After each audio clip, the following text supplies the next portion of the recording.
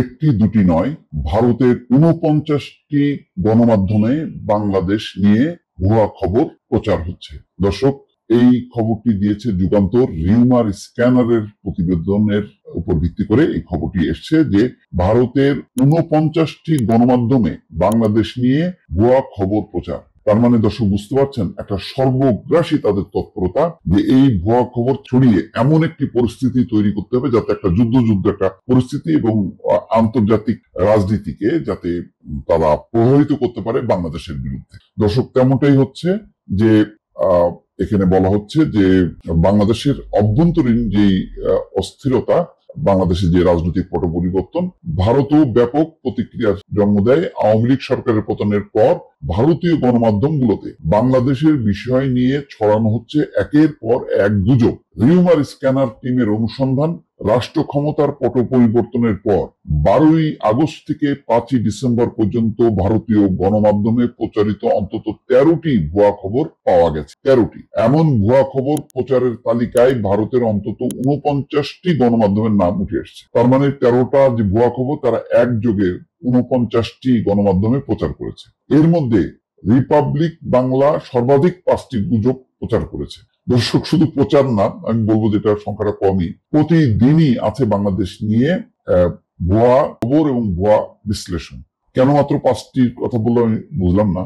যাই হোক, পরবর্তী অবস্থানে রয়েছে হিন্দুস্তান টাইমস, জি নিউজ এবং লাইফ মিন, যারা প্রত্যেকে অন্তত 3টি করে গুজব প্রকাশ করেছে। চিন্তা করেন, এগুলো হলো মেইন স্ট্রিম গণমাধ্যম, হিন্দুস্তান টাইমস, জি নিউজ। আচ্ছা, এছাড়া রিপাবলিক, ইন্ডিয়া টুডে, এবিপি আনন্দ এবং আজতক অন্তত 2টি করে গুজব প্রচার করেছে। বাকি 41টি গণমাধ্যম অন্তত 1টি করে গুজব প্রচার করেছে।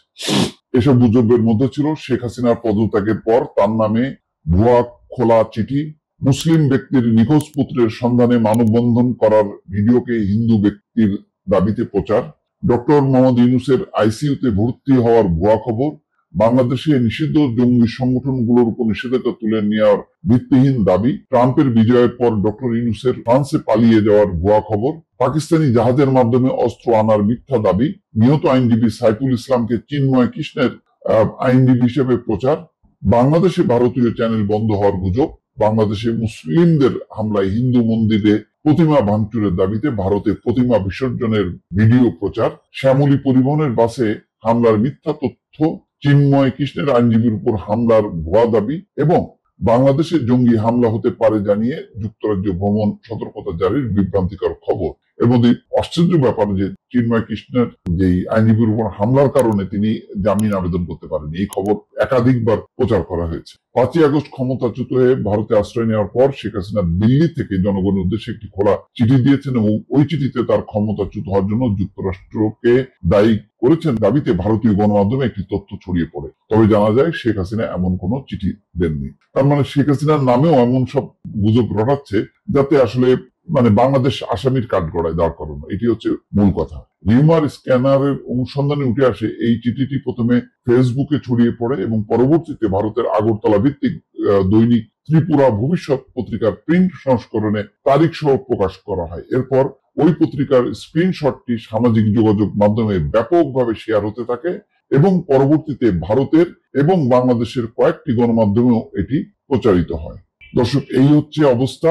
ডক্টর ইউনূসের অসুস্থ হয়ে যাওয়া একের পর এক সিরিজ, এবং আপনারা এখনই যদি সার্চ দেন বাংলাদেশ বিষয়ে কি কি খবর আছে দেখতে পাবেন। এই খবরের মধ্যে 90% হচ্ছে ভুয়া তথ্য। এই তথ্য ছড়িয়ে তারা একটা উত্তেজনাকর পরিস্থিতি তৈরি করছে এবং ভারতের আগে প্রথম বাংলা ভিত্তিক রিপাবলিক টিভি চ্যানেল এবং তারপর আস্তে আস্তে এটা সঞ্চারিত হতে হতে এখন ভারতের হিন্দি ভাষাভাষী, ইংরেজি ভাষাভাষী মেইন স্ট্রিম মিডিয়াতে পর্যন্ত প্রচার হচ্ছে। এর লক্ষ্য একটাই, যে বাংলাদেশে একটা অস্থিতিশীল পরিবেশ তৈরি করা।